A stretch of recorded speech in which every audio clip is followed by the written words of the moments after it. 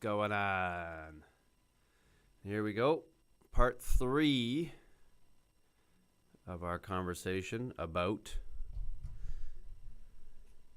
leadership and heroism.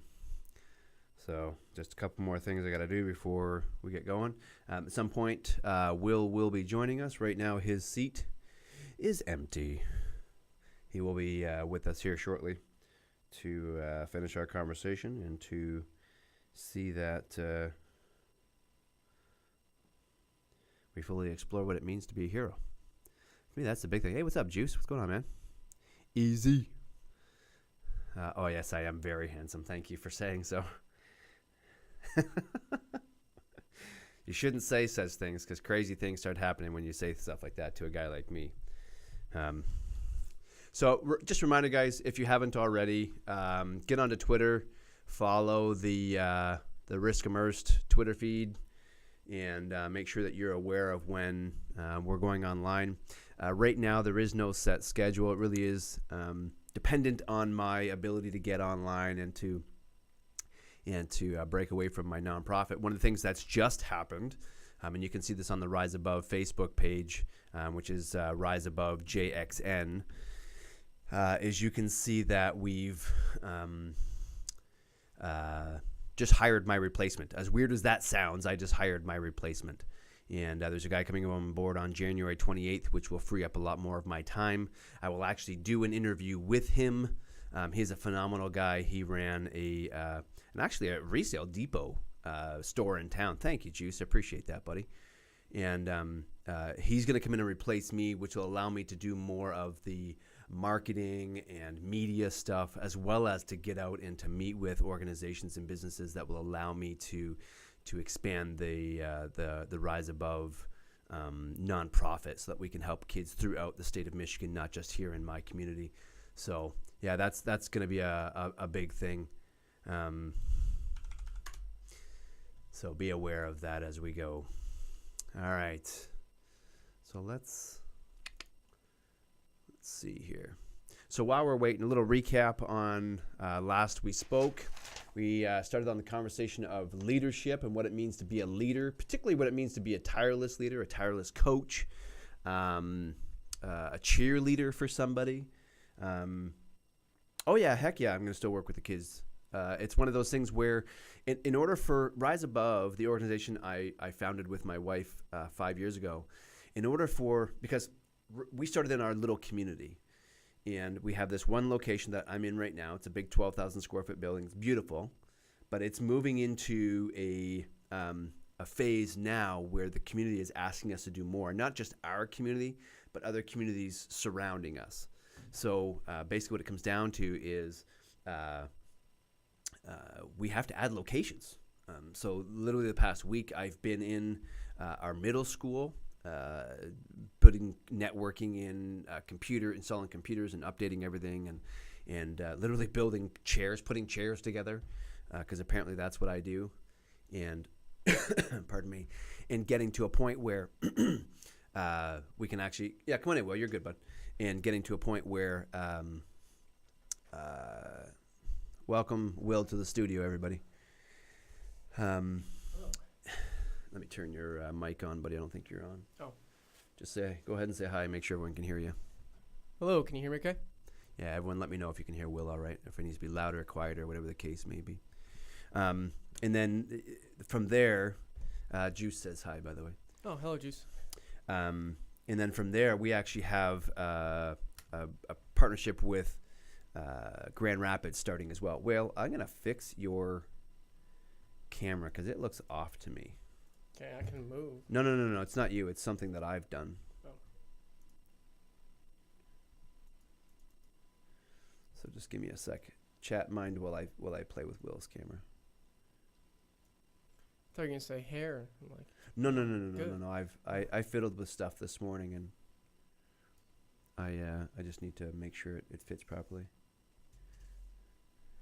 Sounds good, Will. All right, good. Cool. Sounds good. All right. There, I fixed you. You're a little. You're not as distorted. Oh, that's good. You're a little wonky, buddy. Like a fun house? Yeah, you're looking a little stretched, shall we say. Yeah. So, anyways, that's kind of where I'm going, and my time is better served if I have somebody that can be here and do the day-to-day stuff with our students, and to make sure that everything operates correctly, so I can get out and do more of this stuff and other things like that in our community. So, yeah, he did look weird, I know. Yeah, he definitely looks better now. He's not as all wonky and stretched out. All right, so yeah, as like I said, a recap, we were talking about the idea of leadership, what it means to be a leader, what it means to be a coach, as well as what it means to be a tireless leader and a cheerleader for somebody. And then also, and this is something we all do regularly, is the idea of being the most excited person in the room for those that we work with, whether it's our own kids, whether it's people we work with, as a leader in an organization. We can be doing things where very often we're in a position that we have to be excited for others. Yeah. I talked a little bit about the fact that I find that hard to do sometimes, and I have to kind of force myself into that world. But Fake. and then I want to take that one step further, and this is where I look to the community a little bit, is the idea of what is a hero. Yeah. So for me, the two are kind of interchangeable. The concept of a leader and a hero,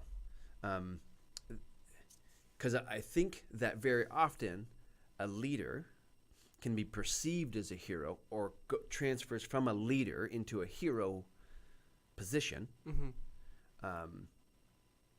without them even wanting it sometimes or desiring it. Sometimes people do. Yeah. But also the concept that, sometimes somebody that is a hero, somebody that is legitimately in a heroism role, whether it's a police officer, whether it's a firefighter, an ambulance someone that kind of swoops in and saves the day, right? Which is, we have a lot of people that do that. Could be the gas man, when your gas is shut off and your heat's on and it's 20 below outside, right? The tow truck driver. Yeah, anything. We have tons of heroes, and they're unintentional very often. Very often, though, and I want to explore this as part of the concept, is that person that we see as a hero first, before we see them as a leader, very often transfers from a hero to a leader position naturally. Yeah. And so when we talk about heroes, first of all, who's your hero? Who's your... And that, I mean your fictional hero, not your real life hero. We'll get to that one. Okay, my fictional hero? Oh. If I had to choose like the normal superhero type hero archetype, I'd have to go with, I think, Batman. Batman. Because he doesn't have anything inherently, unfair that tips the scales. Like Superman. Like, he was just born that way. Yeah. Batman earned it to some degree. Or built it himself. Or built it himself. Yeah. And so I think that quality about him I like a lot. Yeah. So chat, the question's to you as well. Who's your superhero and why? Real quick, just type something in there so we can kind of expound upon that and look at different characters. Yeah. So in the same way, and this is something that I get talked about a lot. And it's funny that people say I look like this guy. At the same time as I really see him in the same way, and that's Iron Man. Yeah. I love, in the same context of Batman, he's a normal dude. There's nothing special about him. Yeah, he's a bit of a genius, right, in the sense that he has this, Jimo says, always Batman. He likes the Batman as well, so he started out the hardship. Yeah, true enough, because of the death in his family, and that's the other thing, right? But again, here you have Iron Man and Batman both coming from what I would call an influential, affluent environment. Yeah. Where they have had access to things that I would say normal people don't have access to. So does that in some way make them a superhero? Yeah. It'd be interesting to weigh, is that more of an unfair advantage than Superman having all this stuff than having that affluent background that, I don't have that. Most of the world doesn't have that. But wasn't Superman royalty as well? He might have been. Was it, chat, real quick, I don't know a lot of the history of Superman. Was on his planet, on Krypton or wherever he was from, was he not from a royal bloodline, or from his parents were like king and queen or something like that? I think I recall something like that being part of the equation there. So, I mean, I agree with you. I see my hero in that same vein. I like the fact that there was There's no inherent quality that they possess that made them a superhero. It was life that happened and led them to a place where they thought, I think I can do this better. Yeah. Or they rose to an occasion. Yeah. Or a call. Yeah. Of some kind. So, which raises a really good point. So I brought this with me. So I don't know if you can see this, everybody. Chad, I'll throw this to you as well, so if you can see it. It says Jackson Police on it, right? So what's inside of here? Lead scientists on Krypton. Yeah, I knew there was something about them. Okay. I wasn't sure what it was. Yeah, there was something. So one day, I'm at home. It's like 7 in the morning. And we're getting ready. We had a soccer tournament to go to with the boys. And I'm just getting in the shower. You know, you get out all groggy in the morning. I'm walking over to the shower. And my wife says to me, who's in our neighbor's backyard? And I was like, in our neighbor's backyard? What are you talking about? She goes, Neil, come over here and have a look. So I look, and sure enough, there's 2 boys hopping the fence in our neighbor's backyard. And they're looking in windows and stuff. And they have a teenage boy in the house. I'm thinking, it's just friends coming over to play Xbox for the weekend. It was early. Yeah. And that was kind of what made me go, a little bit, you know. But at one point, I said, it's probably nothing, not a big deal. So I started to get in the shower. And my wife, again, says, they're still there. So I got out of the shower and I look again. And immediately I said, yeah, there's something wrong. They're definitely up to no good, you know? And so I watched them a bit longer, and then I called the police. And then I kind of walked them through, and the 20 cops showed up and the whole 9 yards. And sure enough, these kids were breaking into the house. And thankfully, nobody was home at the time, because that could have been a home invasion type situation. But with the information that I gave them, lo and behold, I got a citizen award. So because of the fact that I paid attention and I kind of stepped in, not myself physically, but I stepped into the situation, the police acknowledged the fact that I had been aware. And I stepped out where others probably would have just went, meh, not my problem, right? And left it alone. And so I got this award. Did what I do make me a hero? And in whose eyes? Yeah. Right? So you get this, and first of all, my wife should have got it, not me. Yeah. Right? Yeah. Because I just called 911. I recognized it. Props to your wife. Yeah, that's exactly what I would say. Easy. That's it, really, she should. I just happen to be the one that made the phone call. Right. Right? And yeah, it's definitely the wife. And it's one of those things where I happen to know a lot of the police officers here in town, and so they know me. And so when they arrested the kids, I went outside and I'm shaking everyone's hand, and I think that's what sparked it, because they knew me. And one of the cops actually said he was at the office when the call came in. Yeah, it's Rip Demers. What's up, Lark Shark? Nice to have you here, buddy. That's for you right there. So I get out to the police officers, and one of the guys actually says, "What's up, Pirate Tuna? Nice to have you here, buddy." He said, as soon as I heard the location and the fact that your name was attached to the call, he said, I knew right away it was a real call. And he says, I jumped in my car as fast as I could and I got here. He said, think about that now. And this is for chat. If it had been someone they didn't know, would it have been different? Right? So, again, up it one further. Because of my relationship in town, does that up the ante when it comes to credibility in the fact that makes me more of a leader, or made me in that situation anyways more of a leader? Or does that in some way make the again, to the hero point, make that situation more of a hero type situation? So I asked the question, if that makes me or my wife a hero in that situation, who bestows that title? Is it the police? Is it the award? Is it the homeowner? whom we know, right? Yeah. I was thinking about the same question throughout this week, and I was thinking about hero and leadership. And leadership is something that can be like official in some capacity. Yeah, but sure. being a hero doesn't have an official, title or like official area or certificate or it's not an official like you're a hero kind of thing. So then I asked the question, what makes someone a hero? What is that? And the difference, is you can have a leader that's not chosen. Yeah. But heroes are always chosen by somebody.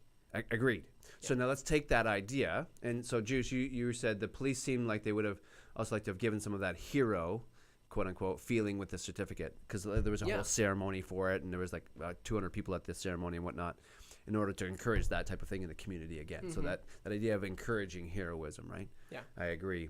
And then from the unique perspective, I'd agree with the officer. Yeah, easy. I would say the same thing as well. So let's take that, and also from the gaming community. So now this is where I know most of you guys is from the gaming community. And Will, you're a gamer as well to some degree. Yeah. We do an after-school program here with using Dungeons and Dragons, which is very hero-driven. Mm-hmm. Right? You have a hero. Yep. And you take this hero and you develop them into something that is stronger, bigger, badder, that can do the things that you want them to do. Yeah. Right? Save the whoever or kill the goblin or whatever the case may be. So from a gaming world, then again, you watch guys like Chaco or Kingsman or Boom or Swag, and I know you don't know a lot of these guys, but I know these guys definitely do. Mm-hmm. There is, and I think of Snafer for a second in his shop when he sets up shop for Chaco. The idea of that is you don't understand how excited people get when they see him in a building. Right, because he's like a hero. He's stepping in and he's giving all of this equipment. It's like what's Batman's helper? What's his name? Robin. When that guy's in the picture and he's doing that thing to help Batman when Batman's trapped, whatever the case is, it really is a form of hero, and that's what Snafer does. Yeah.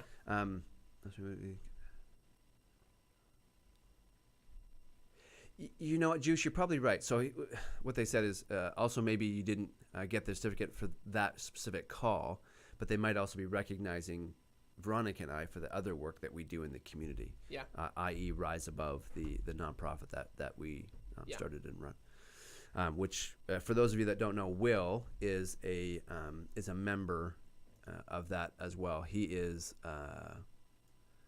one of the staff, so to speak. Mm-hmm. What's your title, Will? Student Success Advisor. So it's kind of like a social worker role, but my job is only limited by the student's needs. If a student wants to work out and they need help with that, I help them with a workout plan. If they want to get a job, I help them, resume, connections, that kind of thing. So I also help them transition. So it's kind of you're transitioning, helping students transition in and out, right, of Rise Above. So from a hero standpoint, then, I would call you a hero. Because if I was a student and I just got kicked out of school for whatever reason, and here I am walking into a completely dark place, and I say dark in the sense of not lighting, but dark in the sense of I don't know this place. I don't know any of these people. Yeah. And you're the first face I see, and you're this nice, kind, soft-spoken guy that can help calm me down and bring me in. That's huge. That's almost like saving the kitty from the tree for me. Yeah. Right? That's kind of a big deal. Pardon me. So next step then. So you identify what it takes to be a hero that you want to embody, Batman, right? Or in my case, Iron Man. You then say that we believe somebody external from us defines when we're a hero. Because when Batman or Iron Man put on the suit, they themselves don't define themselves as a hero. They want to do hero-like things, right? But it's the city or the mayor or an individual who says, you're my hero. Yeah, that little kid in the car that sees him fly by. Yep. Yeah. So it's not necessarily – is that a fair assessment, chat? Is that, are we saying that that's the actual truth there? Is that, we Just because we put a cape on ourselves does not necessarily make us or define us as a hero. That it takes some external thing to be called a hero. Yeah. Right? Because other than that, you're just a guy in a funny costume. Yeah. So like, what would be an example? This is for chat too. Someone who is trying to be a hero but isn't chosen or perceived as one. Like someone who has the cape and the costume but is not actually a hero. That's a good question. So if there's somebody out there that is doing, expand that for me. I think of like two scenarios, like someone in wanting to be a dictator, or someone who has these aspirations to like a Mussolini lead a country to do the best they can to have these goals and do it, but it doesn't actually help. Or like, go ahead. Well, and we'll use the archetype. Use Hitler, right? Yeah. So he got up and he said, "I am your savior. I'm your hero." Right? And so Easy just says, "What's up, Noxie? Oh, buddy, you made it. Australian time and everything, and you even popped in. I appreciate it, buddy. Because it's got to be like 3 in the morning, 4 in the morning there for you." Easy says that most heroes that we meet day to day would deny their heroism. Yeah. Right? So they would rather go under the radar, use the term fly, under the radar. Yeah, 4:30 a.m. Bro, you're a superstar. Wow. Thank you, Noxie. I appreciate it, man. That's huge, boys and girls. That is huge. And Ju says there are also heroes out there who don't have the cape or the gear. Yep. But also don't get the recognition, but they're still heroes. Alfred, in the Batman scenario. And that's honestly, that is, I think, to me, the epitome. This is the guy that, he almost gets beat up by Batman sometimes when Batman's frustrated and whatnot. Alfred's a prime example of a guy that he sits down in that dark, damp cave. He's a servant. Or Sam in Frodo. Sam and Frodo. From the Lord of the Rings, for those that don't know what you're talking about. Yeah, sorry. Right? So I mean that is, I think the Batman situation with him is huge. Because there's exactly the person. He's not looking for recognition. He's not looking to have his name up on the wall, but he always does everything he can to support Batman. So that raises a different question. In that scenario, who's the real hero? Right? Is Batman the hero, or is he the hero? I guess a question we can ask then is a hero measured by their effective worth, their effective change, or their effective influence, right? So again, I think that brings us to the question, though, of who defines the hero. Right. So for some of us, a hero might be our mom, right? Or our dad, or for me, it was a grandmother. She was my hero. She was the one that faithfully, when nobody else was there and everyone else had kind of abandoned, she's the one that showed up every week with the bag of groceries, a friendly hug, a loving kiss. And whether it was for 5 minutes or for 4 hours, she was there, right? It always seemed to be right when I needed it, For me, that's the hero. And this is a woman that would give you anything. I mean, she would go without so you could, and we all know somebody like that. Most of us know someone like that. Pirate, what are you saying? I think that maybe where leadership and heroism split, I think Batman would still be the hero, but Alfred may be the leader. Yeah, that's a great point. There should be supporting characters, not always the face. And this is the epitome of what's happening here at Rise Above right now, with us bringing this gentleman Nick on board. Again, I'll introduce him in a couple of weeks, but the idea that Pirate, that's a great point, man. The idea that we would take somebody who would necessarily be the Alfred, the leader, the guy that comes up, kind of the brains of the operation, right? In not necessarily the face, the one that's perceived to be the hero. But I think you're right there in the sense that I think that leaders should be more supporting characters, not always the face of the organization. In my case, I'm both here at Rise Above. I'm the face of the organization. I do all the public speaking. I do all the stuff, Yeah. And but I'm also in charge of the leadership sort of things. And what's going to happen is Nick's going to come in. He's going to take over the day-to-day operations, and I'm just going to continue to be the face of the organization and the supporting mechanism. So, yeah, I mean that is I think that's an important part of that. And And I think very often, let's use the idea of the students here at Rise Above. Yeah. The what social limitations would or could be in place that would inhibit somebody from seeing you as a hero, even if you are trying to be, right? Yeah. So if I have a student come in and they have an abusive father,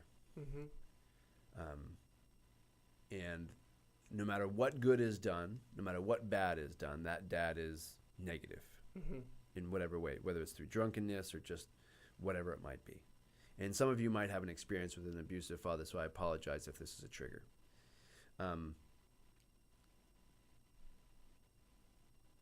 I think that very often a male figure would be an inhibitor to seeing you, just for the sheer fact that you are a man. Yeah. Could be an inhibitor to, or the fact you have brown hair or blue eyes or something like that. What's that, Juice? If you're working with people in the community that you perceive as a nuisance, such as rehabbing or placing sex offenders or something, yeah, definitely. That could definitely get in the way. Or giving a safe space to junkies so they have access to medical care. Yeah, that could definitely. Because so, let's take that example of sex offenders, because everyone hates the quote unquote sex offender, especially child abuse. Yeah. People that abuse children. Even if that person is healing, just me helping that person, people would see me as, what are you doing? Yeah. Take a prison, for example. Who is the one guy in prison that always gets put in solitary confinement for his own safety? Yeah. The kid that murdered or sexually abused a child. Invariably. There was something just in all the news medias recently about a very high profile sex offender of children that was murdered in jail. Yep. Right? So yeah, I mean, Juice, you're right on the money there in the sense of stigma, perception could limit your ability to be perceived as a hero or even a leader. The idea that even though I'm doing it for the greater good, because obviously we don't want this person to continue to offend in whatever way that thing is, or whether it's offending somebody else, or if it's something for their own benefit, which is what we see. Rise Above is a both and, right? So the work that we do helps not only the individual, but also is to the benefit of the greater good. So to give you an example, a youth offender in our community, anyways, costs the community in a 12-month period approximately $100,000, $120,000. That's a conservative number. That's all big picture numbers. That doesn't count all the little going through the system. Yeah, right, incidental things. Like it only counts the usage of police, the extra work of the schools, healthcare system, any courts or judicial systems that take place. Those are the big numbers that we looked at. For us, part of the greater good that we do is the fact that the bulk of our kids don't recidivize. So that's a one-time cost, whereas the national average is over 80% of these kids will recidivize. Our kids flip that over. So over 80% of our kids don't recidivize. They don't reoffend, which means the community isn't going to re-see that $120,000 cost. So as an example, the greater good that we've introduced to the community is the fact that we've probably saved our community somewhere around $7 million in 4 years with the kids that we've helped not reoffend, right? So the other side of that is not a numerical thing. It's an individual thing. So when we take the work that we do, even though in some cases somebody was saying, the kid brought a gun to school, he was going to shoot somebody, why are you helping that kid? He should go to jail. Well, yeah, but you also don't want him to bring a gun to school again. You want to get them off of drugs so they don't become a young offender who is now an adult bringing a gun to whatever, or still in the correctional system costing taxpayers, $35,000, $50,000 a year, whatever it costs to incarcerate an adult these days. So then the greater good that we do for the individual is the fact that we create self-worth. That's a large part of what you do is you help create capacity in students to manage, self-manage, and to cope with life. I think the hardest things in an individual level, me being the bad guy, even though I'm trying to help them or be a hero in some sense, is when because a lot of times these kids don't know how far behind they are. Yep. So when I show them how far behind, I'm the bearer of bad news in that way. But what's the goal of showing them that number, though? So that they understand their situation, so that they can like rightly address it and rightly move forward. Because I mean, one of the things that a hero does for most is he states the reality of the situation. Yeah. Right? So he doesn't come in and say, guys, everything's going to be fine. He says, oh my gosh, the building's falling down. You got to follow me. Yeah. Right? You gotta grab my coat and you gotta hold on while I lead us out of here. Yeah. Whatever that thing might be. Or he says, here, come here, grab a hold of me, and then Superman flies away. Mm-hmm. Right? So he provides you with instructions about the reality of your situation and what you got to do to rescue yourself with his help. And that's the whole point of a daily percentage goal. Yes. That every day you can see how well you're doing, where you need to improve, and then we can break that down even further and what are the things you're struggling with within that. So what Will is saying is that after we tell them the reality of their academic situation, we then formulate a plan to get out of that situation or improve upon the situation. Because not all of our kids come to us absolutely devastated academically. Yeah. Some are in a decent situation. Yeah. An average would probably say 1 to 4 classes behind. Yeah. And the goal is to at least keep them so they don't get any worse. Right. But in best case scenarios, obviously get them ahead. Yeah. So from the standpoint of heroism, though, how does that make you a hero? How does helping a student become aware of their situation make you a hero? Chat, any feedback on that? How does Will become a hero in that situation? We're talking about answer? Yeah. Or absolutely. What I think. Yeah. Helping someone with what they need, even though it's hard. So choosing the right over the difficult. So some part of it. So would you say then that I think you become a hero. This is my perception. Yeah. I think you in that situation, or or one of our teachers or whoever, becomes a hero in that situation the moment the student realizes that you've done something for them that they otherwise would not have been able to do on their own. Because you think of what a hero does, they do something for you that you otherwise would not have been able to do for yourself. That's, in my mind, that's my definition of it, you know? Yep. What's that, Juice? That's much better than mine. Is building the foundation for their whole life. If it is full of cracks, the house won't. Yeah, and it's so true that what we do is help them to fill the cracks. We don't necessarily fill the cracks for them, but we show them and we assist them to fill those cracks, right? Because if we do it for them, that was my story from last week about the machine gun training with Master Corporal Akpat. If I just went in and did the work for the guy, it would have been futile, right? We give them the mortar and the tool, and then once they can do that, then we show them where to get the mortar and the tool. Yeah. And then absolutely. Yep. It's that idea of, feed somebody, give somebody a fish, feed them for a day, teach someone to fish, feed them for a lifetime, right? So Will is a hero for helping them make the house sturdy. Yeah, no, exactly. Yeah. And that's what you do every day. Is you help them build a foundation of whatever it is that we're working on for that specific student. What's that? Once they feel like they can do it, I'm sure it boosts their confidence and self-worth. That's the transition to the next phase. That's actually that's perfect that you said that, Jimone. Yeah. You become the guiding light. Yeah. So that's easy. You're in the same vein here, showing them the way to success. Many of these kids haven't had much in terms of success, so it really helps build them up. So this is the idea then. So a student comes into our situation. You help them do this thing, whatever it is, and suddenly like, oh my gosh, you're my hero. I didn't realize I could do that. That's that, again, getting back to the trust, obedience, challenge, change, growth thing. They get to that point and they go right back to trust, show me more, right? So then it transitions, chat, and if you think about this, it's the reality. Think back to the person, if you've ever had a real life hero, and we all have, most of us, I think,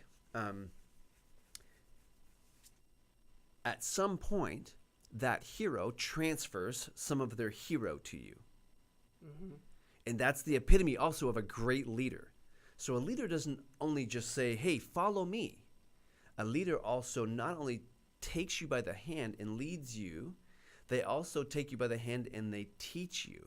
And that's that idea of being a tireless leader, being a tireless coach, right? I'm going to show you how to do something. I'm going to make you better. Yeah. And also being a tireless cheerleader, so that as I'm teaching you, I'm excited. I'm like, come on, you can do this. You got this. You know, it's that idea of together moving forward. Mm-hmm. Not just here, I'm going to rescue you, throw you on the sidewalk, and leave you. Yeah. Right? So would you agree with that? That a hero is somebody not only that comes in and swoops in, saves you from the burning house, but then teaches you also how to save yourself in the future? Definitely. And then teaches you how to save others in the future. At least, hopefully. Yep. Yeah. Yeah, definitely. Because then they're not a hero. They're just then they become a self-absorbed rescuer in some degree. If they only do that, they care more about themselves. Yeah, and that's looking good. Hey, look at how proud I am of me. I'm a great human being. Yeah, than right? the actual or work they're doing. Hero, whatever I happen to be that day. Yeah. That's what it comes down to is what differentiates, and this is what you were saying earlier in chat, is what differentiates a hero from somebody who is just wanting accolades is the fact that a hero stays in the shadows until they're called upon. They don't go necessarily looking for opportunities to be a hero. Yeah. You know, and it's funny because even in the movies, the keep that thought. When you watch a hero get called, very often what do? They go, oh, here we go again. Yep. These people, why can't they, you know? Because they don't desperately seek to be a hero. They reluctantly are thrust. But yeah, sorry, you were going to say. Like Incredibles 1, Buddy, the main evil guy, he wants to be a hero so bad.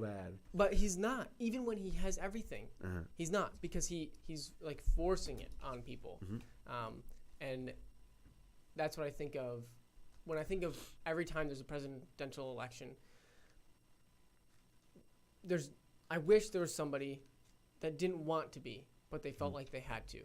Someone who's capable enough that they feel the responsibility based on their capability to step up and do it, even though they don't want to.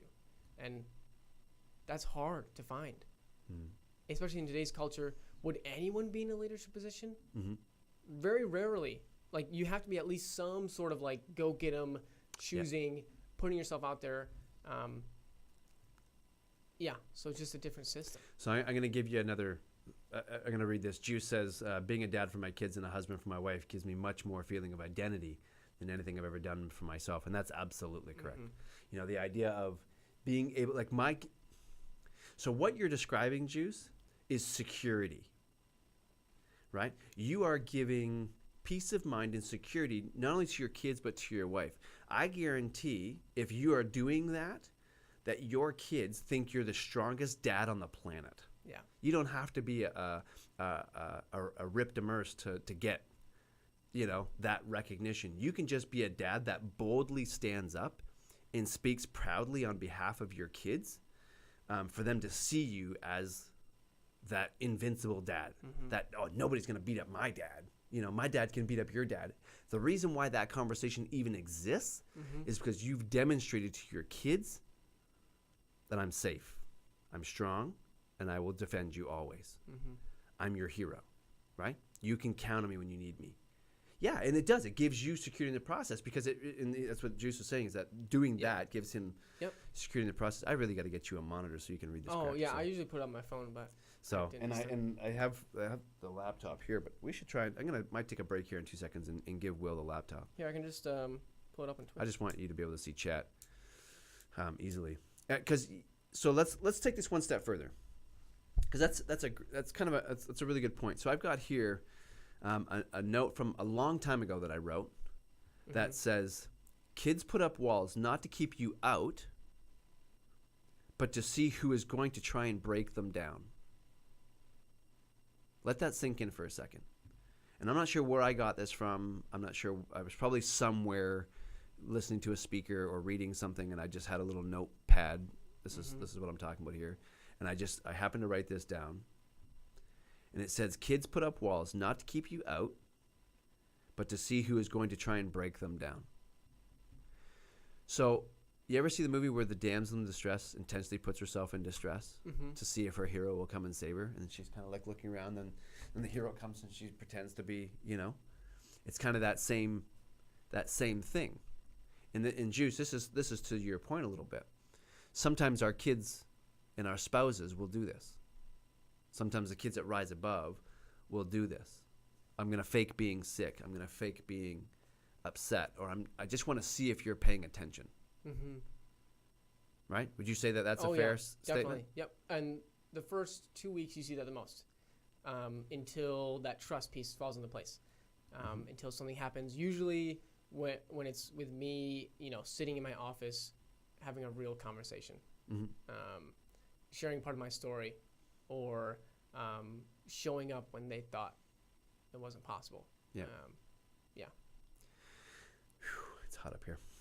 One of the things we haven't figured out for this room yet is heat, and it's like baking hot in here. It doesn't help that there's 3 monitors and 17 phones and a whole bunch of equipment and computers running and everything else. Yeah. So here's a question for chat. For those of you that have kids, and Juice, you obviously have kids the way you're talking. Have you ever come across your kid crying? And I know you haven't because, Will, you don't have your own children just yet. Hopefully not. No, Nick, I can't do the damsel in distress. Speaking of Nick Rush, so Nick, chat, Nick is the guy that is my replacement. So, Nick, thanks for coming in, buddy. I appreciate it. And, Nick, I can't wait for the 28th, bro. I'm so excited for you coming on board. And I love what the future looks like for Rise Above and what you're going to help bring about in the process. No pressure. So for those of you that have kids, have you ever had your kid crying, but it just seems a little off in the sense that they're crying and they're kind of looking at you going, look at me, I'm crying. Come and hug me. Come and love me. So sometimes our pain, our outward pain, is just a cry for help. Mm-hmm. It's not even real pain. It's kind of manufactured. No, Nick, don't worry about it, man. You distract the conversation anytime you feel like it, brother. What's that easy? Never heard of it that way before, but honestly, it does make sense. For if you want to be alone, everyone wants to know who's going to fight for them. Yeah. And when it's not easy. Yeah, and that's true. The idea that you have a kid that is putting up walls and they're just waiting to see who's peeking over. And we have a young lady here right now. I think we talked about her last week too, who I just spoke to yesterday. Who was upset at the world, man. Nobody was doing nothing. And in the middle of that conversation, not only did I poke the bear a little bit, I pushed the boundaries with her a little bit in the sense of saying, no, I'm not taking the crap. You're absolutely pushing the wrong buttons here. But I challenged her wall to say your wall is fake, right? Because you have everybody here loving on you and trying to give you every piece of emotional support you need. And you're putting up more walls trying to get more love. That's all you're doing. And you've already got it all. You don't need to put up any more walls to get more because you've already got 100% of it. Yep. Right? So I recognized that the wall was fake and that it was really a plea. Mm-hmm. And I tell you, Will, as soon as I did that, she immediately smiled and started to laugh. Yeah, true. And then immediately when I saw that in her, I then switched to, that's when the conversation switched to, and we're going to get this math class done this week. Yeah. And she was like, yeah, we're getting the math class done this week. So much pain on our end, just that fake wall. Just because it's a wall. She's building it because she wants us to break in.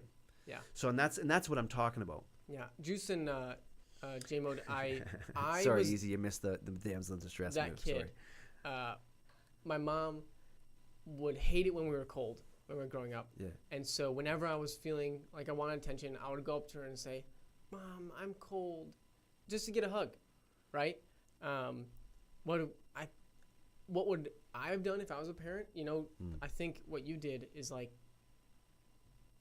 kind of break that wall or call it out. But that's that assertiveness that you and I spoke about months ago now. But yeah, and I mean, Juice, that's the same thing you're talking about your 10-year-old being kind of in that same world right now.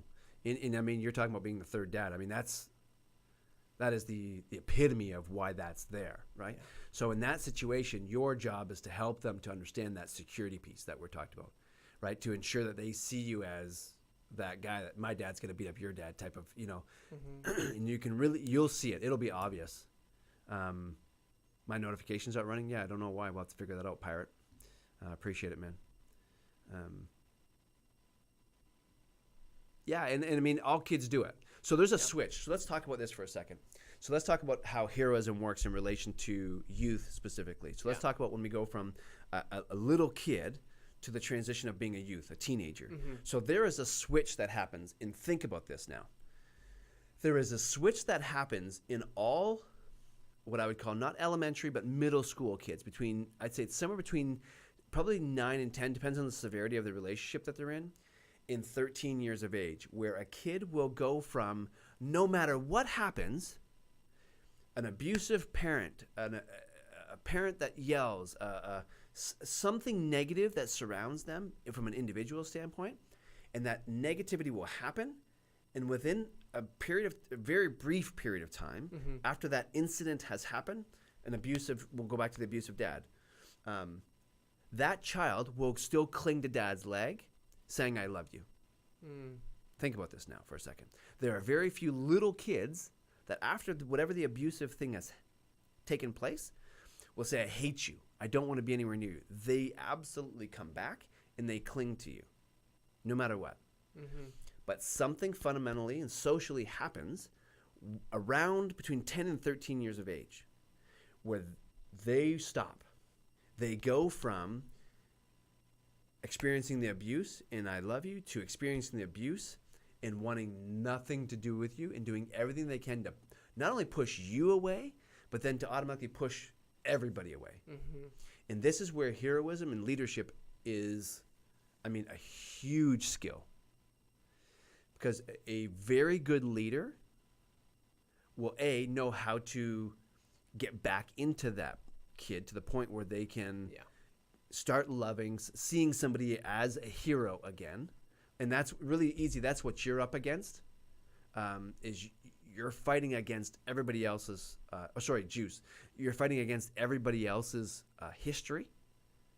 And so you're the new leader in that relationship.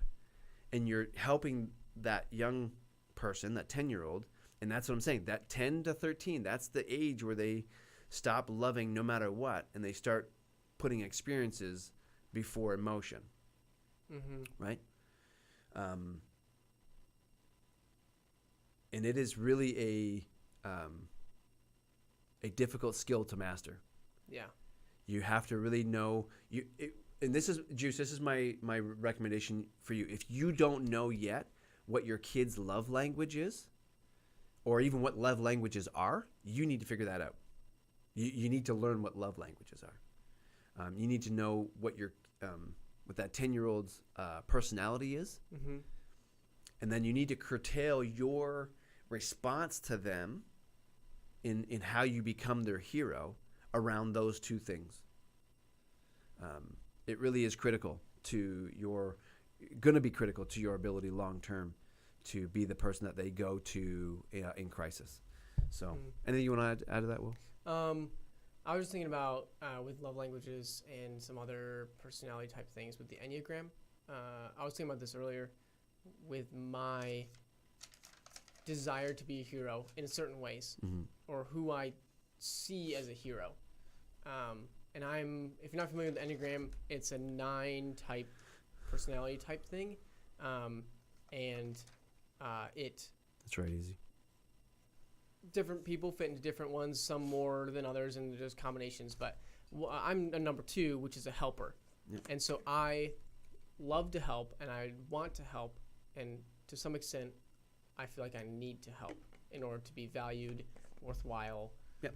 And so when I look at a hero, that helper piece, so if I was a parent and I didn't feel like I was helping, then I wouldn't feel like a hero to them.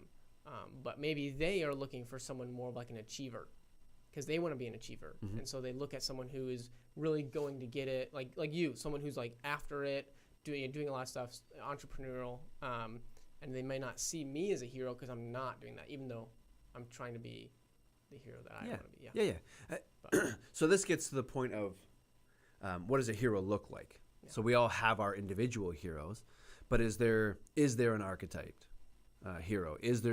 Are there characteristics that we traditionally view as hero-like? That when we say, I wonder if there's a hero in the room, and we all look around and go, oh, there's one right there. Yep, clearly that's a hero. I think that's part of that question as well, because I think it really does depend on culture. So a hero in Canada or in the USA, sorry, I started with Canada, go figure, Canadian, may be different than a hero in Portugal or in Iraq. Yeah. Right? Two very different pictures. So I think it is culture specific, at least to some degree. So let's talk about leadership and discipline a little bit. Is it fair to say that leadership and heroism has something to do with discipline? And yes, if yes, why? And if no, why? Yeah. I don't know about hero, because you don't think of a hero, like a superhero, being somebody who disciplines somebody, besides like the bad guys. But that's not really discipline. That's, isn't it? Could be to some extent. Annihilation in some extent, it's some sort of discipline.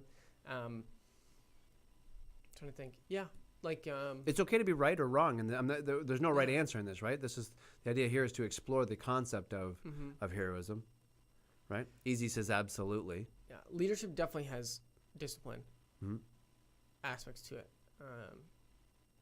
because you have to correct. That's right. When it's wrong. So Pirate Tuna says something important here. He says a lot of times, and Batman is one of those guys, that he hands over the bad guys, so he doesn't do the discipline. Right. There may be elements of discipline. I punched you in the face. That's only to stop you in the moment, though. Right. If you stop resisting, I'm going to stop punching you in the face. And no, we don't punch our students in the face. Although one of our students did get a black eye playing basketball with us the other day. Yeah. But as soon as the immediate danger stops, we no longer interfere with discipline. Yeah. It transitions to something else, and we can get to that later on. But the idea here is that when the guy's in there chiseling away trying to get in the bank, Batman's going to come in and only do as much as needed to get him to stop chiseling away to get in the bank. Right. And then if he tries to run, well, then another discipline step is going to take, right? Or a form of discipline. Preventative. Whatever. Yeah, whatever. So that, again, I guess maybe we define what discipline is. Discipline is the act of bringing to somebody's awareness a pre-existing thing or action that is harmful. That needs to cease or be changed. Fair? Yeah. We can add or take away from that as need be. And once that stops, that pre-existing thing stops, the discipline should stop appropriately with it. Fair? Yeah. And then we go from discipline to coaching and cheerleader and those other things.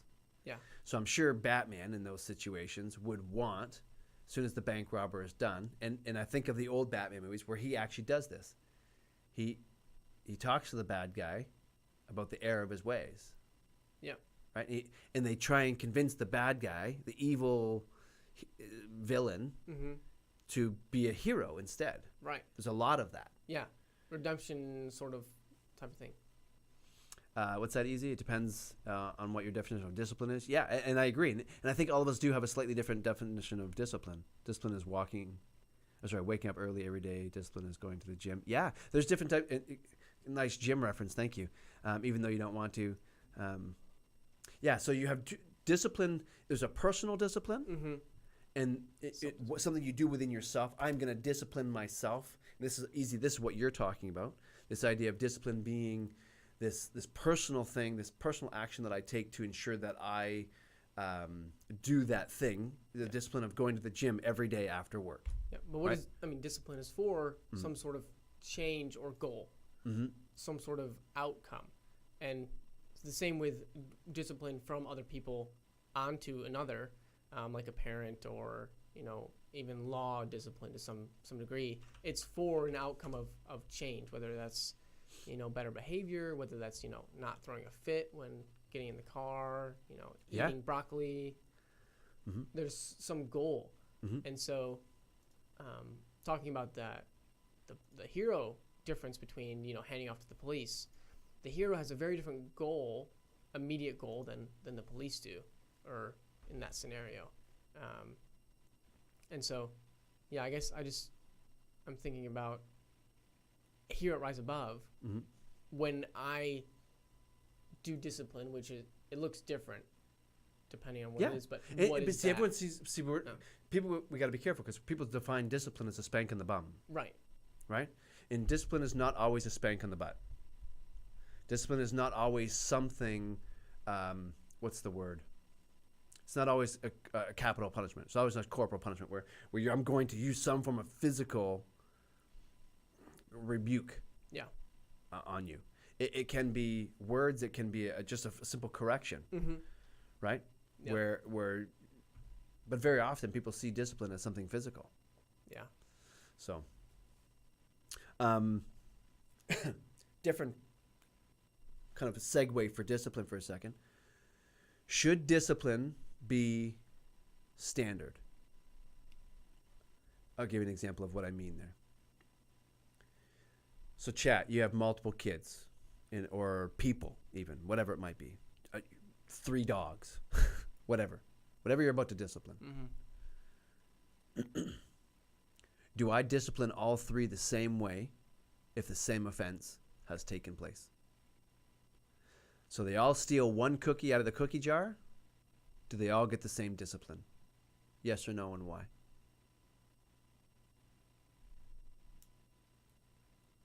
Power Tuna says the definition of discipline is the practice of training people to obey rules or a code of behavior. Yeah. And again, you have to define what the code of behavior is. Who defines that code of behavior, right? Yeah. Is it organizational? Is it individual? So with that question, Neil, does it matter if the dogs or the people disciplined can talk to each other or witness the other discipline? Does that change it at all? So does one influence the other? So if I discipline the first with a harsh punishment, do I then have to discipline the others less harsh because they're like, oh my gosh, did you see what just happened? Yeah. Or if they're separate, does that matter? You know, like if they're each in their own little world and they don't know about each other. Okay. So do you think then that personality plays a part in that? So let's get back to the love language thing. So if my love language is touch, right? And I discipline you through spanking you, does that somehow tarnish the next time you come and you love me with a hug? Because my love language is touch. So does that mean that I discipline that kid in a way that is not a spank, right? That has another form of discipline, so that I don't tarnish that my ability to use their love language as a form of love. Yeah. So you know what I mean? So it doesn't somehow ruin that one thing. So yeah, come back to that in a second. What's that? So maybe different answer than others, but one of punishment is taking away tablets. Sometimes when one kid misbehaves, I actually take away all the tablets. Yep. So everyone gets punished. See, that's a military thing. So now you're talking about when I was in the Army, one guy messed up, everybody runs laps. Yep. Everybody gets down and does 50 push-ups. Everybody misses lunch. You know? And that then puts motivation into other people on the same level to help each other out, to somehow take responsibility for each other, which even if it's in a selfish but I'll tell you this with that statement, Juice, this is for you as well. That is personality driven. The effectiveness of that is dependent on the personalities that are in the group. Yep. So if you have a personality that is submissive, they're going to be the ones that say to the others, "Oh, gee whiz, don't do that. Mr. Fernandez isn't going to like that." Yeah. He'll be right on all of us if we continue to do that thing, whatever that thing is. But if I have a bunch of personalities in them, they're like, "Screw you, buddy. You think you're the alpha male? I'm going to show you who the alpha male is." Yeah.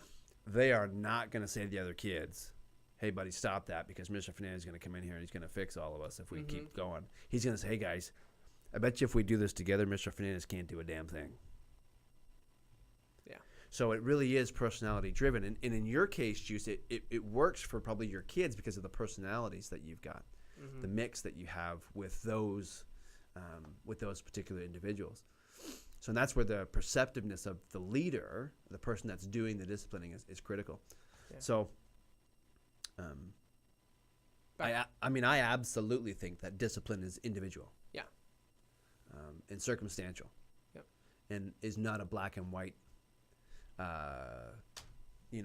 one is the same for all. And honestly, that's a big part of where Rise Above is born out of, because we know our school system is set up in a way that discipline is metered out. They have to. Yeah. They're when you've got 1,000, obligated. yeah. And also when you have 1,000 students, it's you can't. And they're legally obligated for the major incidences. Right.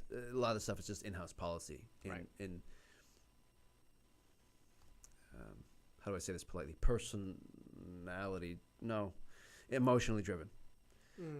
I'm having a bad day, so guess what? Instead of a 5-day, you're getting a 10-day suspension just because I'm already peeved off.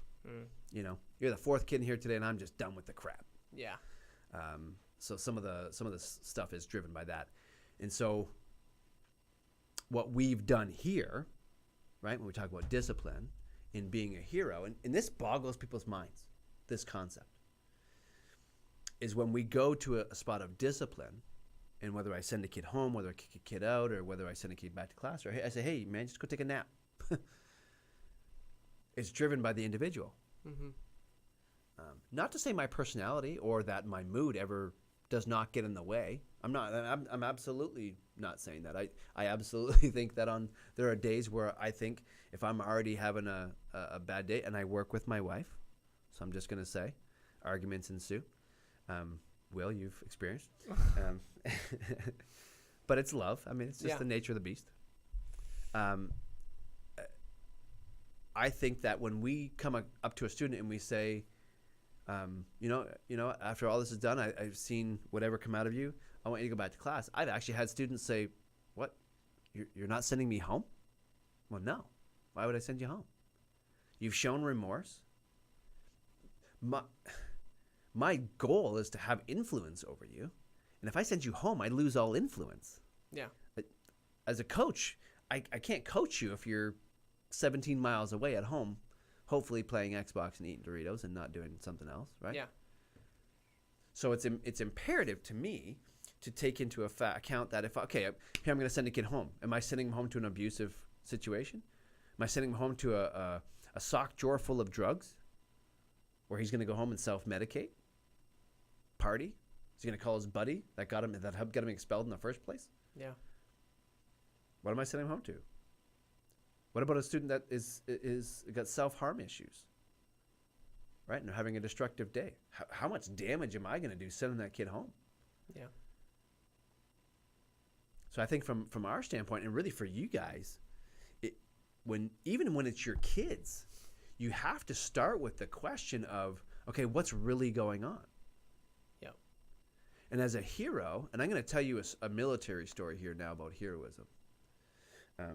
And you're going to hear a lot of these from me because I got a ton of them, and they're usually pretty good. They're usually pretty funny too. I'll ask Juice, what's your question here first? Juice, the question for Rise Above and Will.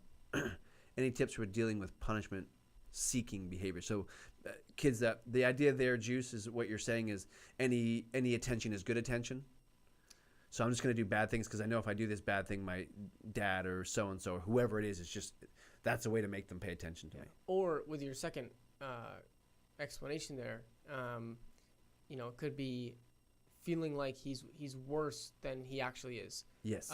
Self-image of like, I'm so bad that I deserve the worst. So, I mean, Yeah. really what you're talking about there is the idea of why people cut or why people self-harm in a lot of ways. I need to feel pain to know that personally I've been punished. Clarify for me, Juice. I want to make sure I answer this for you, buddy, So because this is a big question. asking to be, a kid coming to you and being like, I did this, I need to be punished. And you're like, no, it's not like that. It's, you just like, It's not as bad as your yes. you just took your car, like a toy car from your sibling. So, Juice, really, what he's saying, I'm kind of seeing what you're saying a little bit, and what they're doing is trying to steal your authority a little bit. So, work with me on this. Try and follow me. So, by them coming to you and saying, "I need to be punished," and that needs to be severe, or I need whatever. It's a way of stepping into your position. You say, no yelling at your brothers, and he says, okay, I will go outside, go time out for a week, and here's my tablet, and I want to go to my friends, and I won't ride my bike. Yeah, there's an element, there's two things going on there. One is what I'm saying, the idea of he's trying to step into your authority. The other is absolutely he's trying to subvert your authority. The other is he is wanting you in that moment to say, no, it's okay. It's not that bad. And Will, that's what you were saying. It's not that bad. You don't need, it's not a week-long punishment. No, yes, I'll take your tablet for the day or for the hour, whatever the case is. But I think it's more the subversion of authority because he doesn't yet trust you, right? Or there's something, I'm not saying he doesn't trust you, but it's something like that where he's trying to figure out what's going on. And tips to deal with that. And really, it's a one-on-one conversation that you're talking about. It's coming alongside that kid in saying, no, and I don't think it's fair to say that he doesn't trust you. But especially if it's not your own, if it's one of the other students that kids that you were talking about earlier, it is definitely trust-based. That he's trying to figure out where he fits in on your scale of how important am I to you. In metering out his own punishment, he's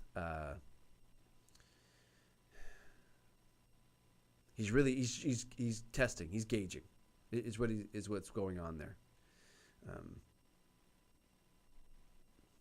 Due to the violence against him. Yeah.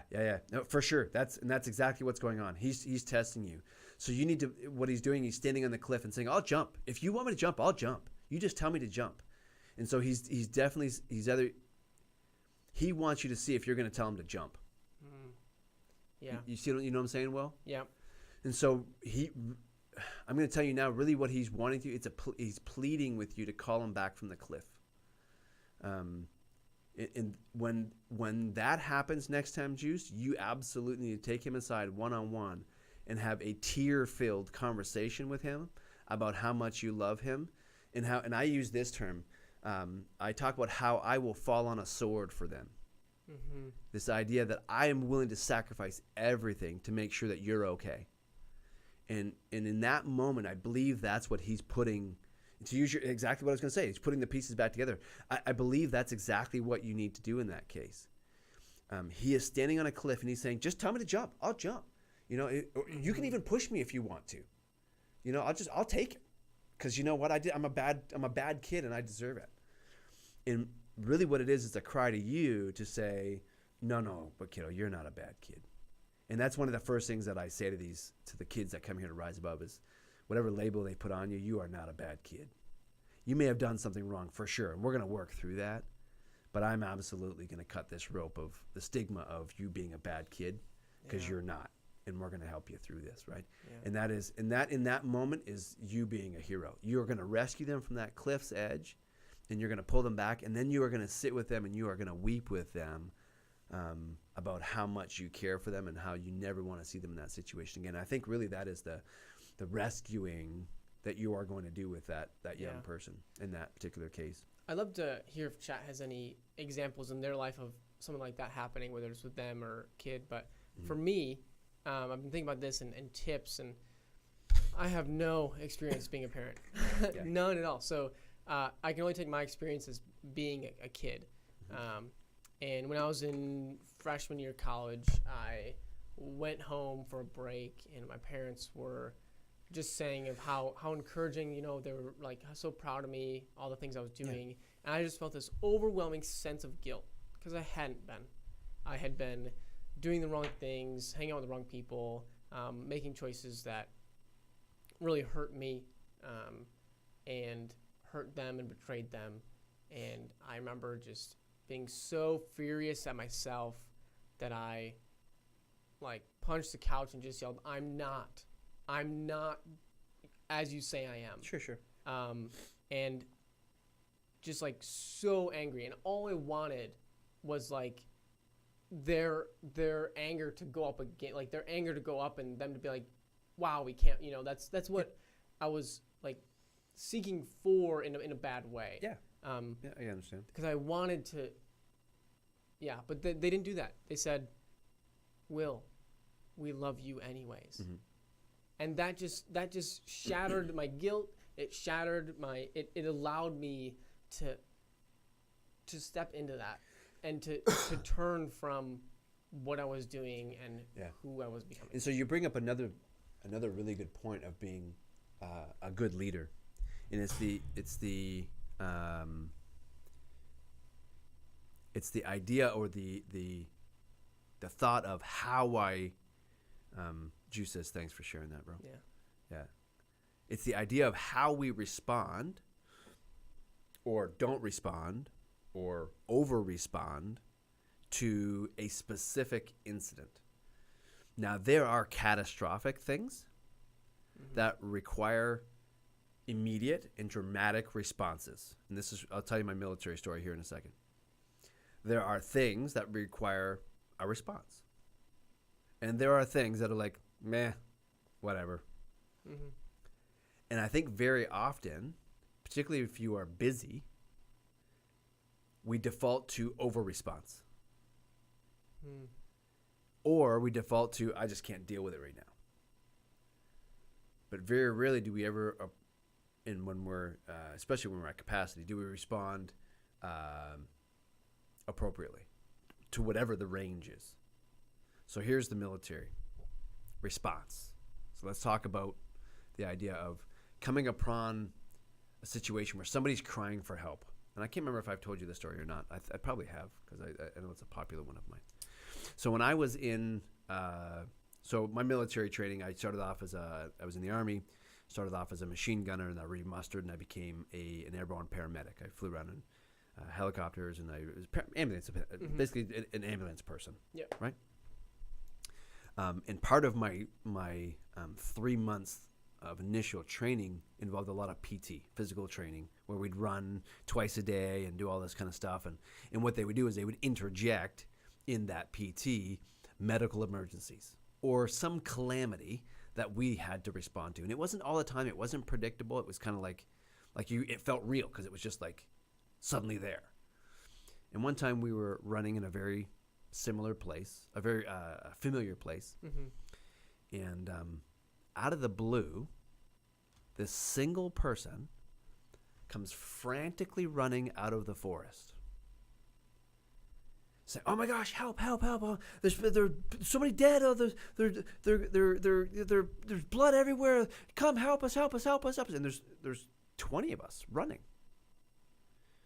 down this dirt road in the middle of nowhere, because this base is in northern Ontario, Canada, and it's a massive 20,000 acre base, and so predictably, with my warrant officer in the front, and I'm probably in the first 5 runners. I was a fairly fit guy running wise. Very predictably, 19 of us ran into the forest. The only one that didn't was me. And I pride myself in the fact that I think I'm a leader. I think I'm somebody that runs into the face of danger. But for some reason in that situation, I hesitated. I stood on the road, and I remember looking at the forest. I look at my warrant officer. I look at the forest. And I look at my warrant officer, and my warrant officer's freaking out. Come on, Fernandez, get in there. The people are dying. You gotta go help. You gotta go help. And I remember just saying, as calmly as I can be, looking at my warrant officer saying, something's not right. And he just continued, oh, you got to get in there. You got to get in there. There's guys need your help. And I said, no, something's not right. And the second time I said it, warrant officer stopped being frantic, looked at me, smiled, and said, congratulations. You're the only one of the 20 still alive. They all just ran into a minefield. In the midst of chaos, you have to be able to back up sometimes and say, whatever, right? What's actually going on, right? Is it what I think it is? Is it really is this kid really on the edge of a cliff and I need to rescue him? Is it something, is it really him just trying to punish himself? Yeah, take all my stuff away, right? Yeah. The immediate response, like when you said when we're busy, we revert to that immediate response because we don't have time to think about it, don't have time to look at it.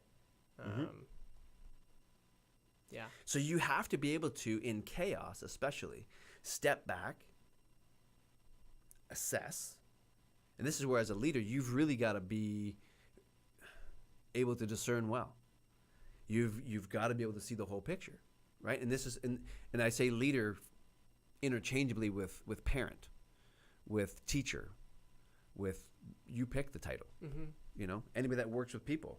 Yeah, that's a really good question, Juice. If you had not been training, do you think you would have responded the same?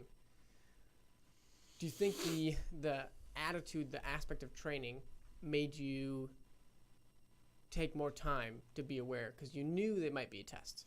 So there's two questions there. Yeah. So the first question I would ask is, had there been another incident where something had happened and I stopped and said, no, something's not right. I'm not running into whatever the situation is. Because by this point, we were probably almost to the end of our training. We'd probably had dozens and dozens of these types of incidents as we're training. So we'd be even in class in getting our medical degrees. And something would happen. Somebody would just suddenly fall over on the floor and they was all coached, right? You're going to pretend to have a seizure type of thing. And never before had I hesitated and thought, I am not going to run into that particular situation. It was just this one time, and that was the only time. So was there something that my training did to prepare me in that instance? I'll be honest, I don't know. I don't know what the trigger was for me to say, I'm not going to run in. But there was something about, I was perceptive enough. So whether my training taught me to be more perceptive and that in that situation I recognized it, I don't know. No more than I would if I was here at Rise Above or in the grocery store, right? Yeah. So I'll give you another scenario. Driving from Michigan to Indiana. And this was, I would say, fall. Yeah, it was the fall time because it was cool. And as we're driving down the highway, it's a 4-lane highway. And suddenly I noticed the truck directly in front of me, and it was a kind of like a flatbed type truck, slams on its brakes, and the driver gets out on this 4-lane highway. We're doing 90 mile an hour. We're flying. I thought, what the heck is going on? So I got out and I go up to the guy and said, everything okay? And he's like, oh my gosh. And all of a sudden I seen his eyes, just the direction of his eyes. And I noticed there's a Harley Davidson lying down on the road. And there was a guy 50 feet away from it who has clearly fallen off his Harley. And I thought, what in the world? Well, here I am. I'm a paramedic. And so I run up and I immediately take control of the scene and I stabilize the guy. I start giving directions. But all the while, there was one lady who came running up from a car, and it just happened to be a lady. Could have been a dude, but just in this case, it was a lady. Came running up behind, and she is freaking out. oh my gosh, we got to help him. He's going to die. Blah. And I'm sitting there and I'm stabilizing this guy. And at one point, I actually turn to her and I say, lady, enough. You need to leave. We have enough chaos here. You're just adding to the noise. I said, do me a favor. Go call somebody. Tell them we need help. And she did. Okay, I got to go call for help. And she left. And literally, the guy that was there assisting me, another driver that I grabbed and said, I need you to come help me, came over and said, how did you know to do that? Right? But again, that's training. Mm-hmm. So you do things, right? And yeah, you were taught how to deal with these people and do all that kind of stuff. But because there's always that chaos person, and someone that sees a drop of blood and they want to pass out on you, right? But in that moment, I still text this Harley driver. His name is Mike.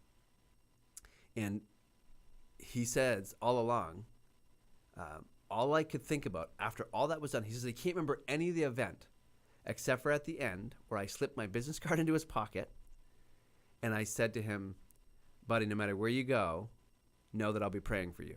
And he just remembers that one line. And he says he remembers when he got to the hospital, when he finally, his head cleared up a little bit, and they had cut all his clothes off, and they were about to cut his jeans off. And as they pulled his jeans off, he remembered that I put this card in his pocket, and he pulled it out. And he said, oh, no, I need the card out of that pocket. I gotta keep in touch with this guy. So he had his brother-in-law actually reach out to me first. But it's that idea, it goes to that question of how did I put myself in that situation and know kind of the steps. Yeah, I'm sure there is a type of training. Was there a sign for the CO to catch or consider before rushing in? No, we were literally on a dirt road, running down, and one person come running out of the bush. That was it. If not been there training, would I respond the same? I think so. Yeah. Again, it's a particular personality, and can I point to a particular thing that made your spidey senses tingle? No. There was no.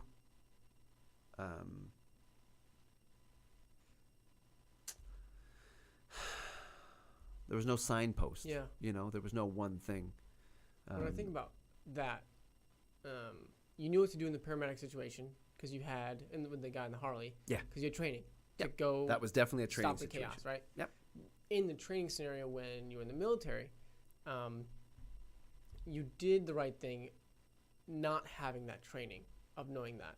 But could you have learned that unofficially somewhere else in your life? Through experience. Yeah.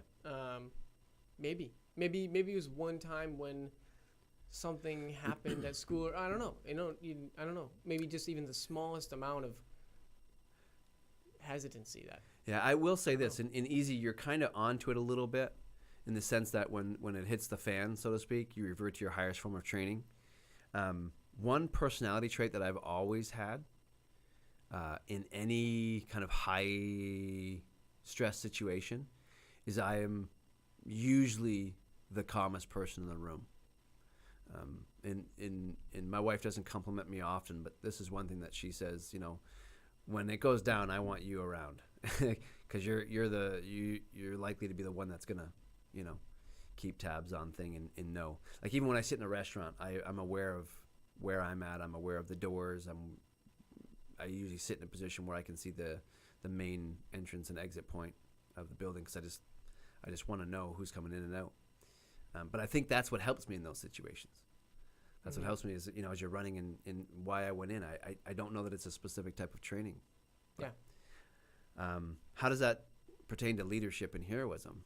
I think what it comes down to is the coaching situation is that there's a question for you in chat there. Mm-hmm. What it comes down to in from a leadership standpoint is this idea to be a coach for others is to help them, I think, recognize when to act and when not to act, because there's definitely steps to that. But what's that, Juice? It's talking about active listening. It's very effective. Makes you feel like you value what I'm typing, thinking. Mm-hmm. Yeah. This actually ties into leadership. When I was growing up, I had friends I would talk to and people, and I realized that people weren't listening to me when I would talk. People wouldn't care what I would say. People wouldn't bounce off questions, anything like that. And so I thought about it, and I said, I think it was from a book or from somebody, the only way that someone will listen to you is if you listen to them. And so I decided at that point, I'm going to start listening to people. I'm going to start caring what people have to say. I'm going to start taking great interest because I want to people to value my thoughts and what I say, and also to respect them. Because nothing sucks more, because I was in the same situation. Nothing sucks more than you saying something and someone saying, oh yeah, it's cool, okay, next thing. And like they've already moved on. Story. Yeah, they've already moved on. They've already moved on. They don't care. And when I want to do something in life, when I want to help people, anything that needs to get done in society, in life, in culture, we have to have that act of listening. People being able to just take a breather, listen, nod. And same with my students, or the students here. They would never talk to me again if I didn't actively listen to them the first time we talked. It's all about that first time. Yep. And I've actually had students in my office that have said to me, you know what, Mr. Fernandez, you're the first person that has ever let me talk. Yeah. Because the event happens, right? They bring a gun to school, they beat up a teacher, they buy drugs, they sell drugs, they use drugs, whatever it might be. They get in a fight for the 30th time. And then somebody brings them into this office, and then they talk to them. This is what you did. This is what we're going to do now. And you better fix it, mister. Yeah. And that's it. Nobody ever asks, hey, what happened at home last night? Are you okay? Yeah. What got you to this point? Nobody ever asks those questions. And when they come here, that's usually where we lead from. I mean, there are times, obviously, where we talk to them. But I think that's a big part of it. So tips would just be ask questions. My friend taught me this. I would ask him a question, and he'd think about it. And he'd look at me and say, Will, can I think about that for a second? That means he's actually listening. Like, he's actually caring enough to take his time to think about it. That's crazy. Who does that? And so even if you don't need to answer right away, which, I mean, I feel that right now hard when we're streaming, because I don't have time to think about it. Like, when you guys ask a question, I want to think about it for a day before I give an answer. But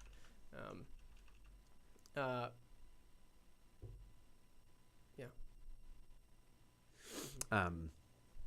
Hey, welcome, PUBG Fister. What's going on, buddy? Appreciate you dropping in. I think one of the hardest things, I think for a parent, and Juice, this is a bit of a tip for you as well, is when it comes to active listening or just listening in general. When you have, particularly when you're forming a new relationship or building upon a broken relationship where the foundation is a bit weak with somebody, I think it's even more imperative to not just listen but to ask questions. And that's where when your friend said, can I think about that for a second? Clarifying questions are huge in that. So it's one thing to say, okay, I'm listening, and to look like I'm listening. But I think active listening is not just the fact that my ears are taking something in, but that my mouth is clarifying what you're saying, and that you really are bringing on board new ideas to expand what's happening.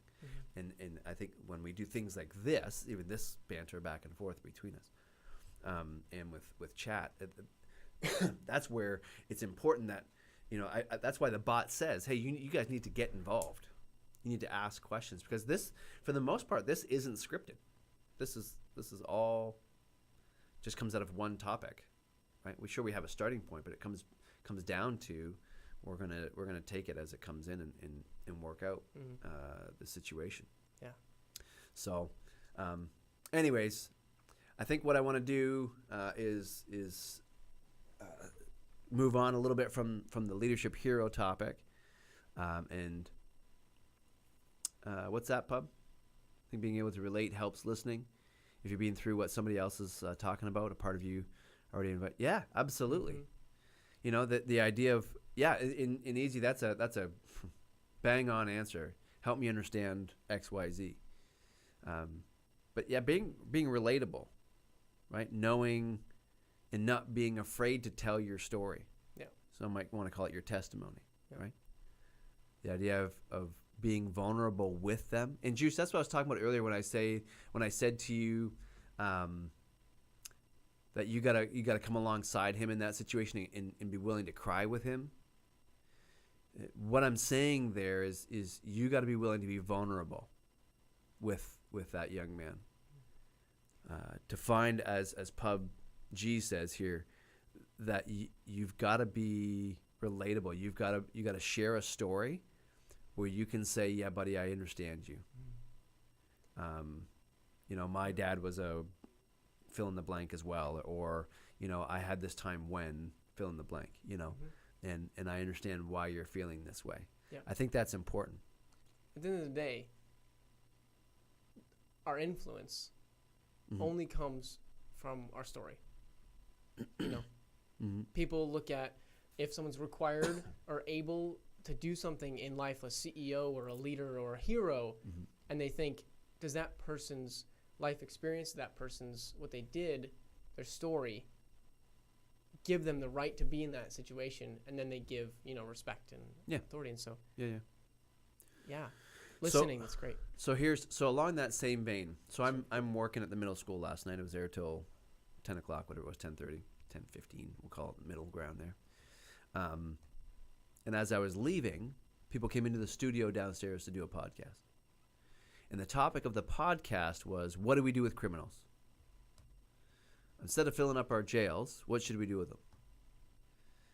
And they're younger guys. I mean, they're probably mid-20s, so your age. And two of the responses were this. This is what they would do with criminals. One was dump them in the sea. Literally, dump them in the sea. And if they live, so be it. They were meant to live. And if they die, well, some you know. Medieval. Yeah, they're criminals. Meh. You know, nobody cares anyways because they're criminals, right? They're bad people. Yeah. See the perception? See where, you know, all of our kids coming in, them themselves being told or believing that they're bad people. They're bad kids, right? So criminals, they're bad people. So what do we do with them? We throw them in the ocean. If they live, they live. If they die, they died. Meh, who cares? The other guy says, well, my idea was to put them all on an island. And I said, really? I said, oh, too bad Noxie's still not here. He's probably like 6 a.m. there for him now. He said, this guy says, put him on an island. I said, really? I said, have you ever heard of Australia? He says, yeah. And I said, do you know what they used to do on Australia? He says, no. What do you mean? I said, they used to be a penal colony. You know, England in Europe used to put all of their convicts on Australia back in the day.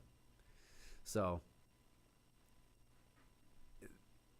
the idea there, and what I'm trying to flesh out of that, is that everyone looks at the bad people as somebody to get rid of. I've got to move you as far away from me as possible. My idea, and the idea here, and what I'm trying to give to you guys as a concept and a thought process as well, is that's the wrong answer. I think our job is to bring them closer. You're right. There's still people. Nothing's changed. Yep. An event happened, yes, but nothing has changed. We're and I'll talk about. I won't name the medical institution, but I did a presentation to a bunch of, I think there's 30 or 40 doctors that had me come and speak about youth. And I gave this concept of relationship, using relationship as a way of reforming people, as a way of helping people get out of whatever's causing the stress, the distress. And the only doctor that didn't like me, the only doctor that tried to argue with me at the end, was the doctor that was in charge of prescribing medications. His whole job was drugs. Because my answer is not a drug. And he was like, but I've got to medicate these people. And I said, no, you don't. As a matter of fact, if you use this method, you're going to get people off medications. Yeah. Because people just naturally want to self-medicate. They turn to drugs because they haven't been taught how to have a healthy relationship, how to be whole through communication in people, so they do things otherwise. So I missed a bunch of chat here. So PUBG, yeah, well, and that's what they say right off the bat. Just throw them in the water. Yeah. 2/3 of podcasters, maybe. That's funny. J Mode and Juice. There's still people though, and the Sweden thing. I think that Sweden rehab system is looking at them. They are people. Let's give them a job, a purpose. That's huge. That's such a great example of changing the idea of how we view people that do things we might not like or don't like at all. Yeah, that's really huge. So, I mean, I agree, Pub, that the podcast is really kind of not a moot point, but I think it's just some people that haven't really explored this point before they're trying to figure something out that has already been figured out. You know what I mean? And they're taking the long way to get there. You're right that is something that's a conversation that's been around quite a long time. So, Easy, you ask a different question. Is there a point of no return for criminals, or is grace a possibility for all? That's a both and question. So I'm going to assume in your question that there's no pre-existing medical condition, whether it be mental, physical, or something that prohibits them on their own from making good, conscious decisions. So my assumption is that, yes, they are of sound mind, sound body, and able to make a conscious decision for their own well-being, whatever it might be. Yeah. In that situation, the answer is absolutely grace is possible for all, right? And you're right, Juice. There has to be a starting point. And what I would say even more importantly, that there has to be a starting person. Because reform happens not because of a rule change, not because of a program, but it happens because of a person. Mm-hmm. Right? Somebody that steps into that individual's life, no matter whom it might be.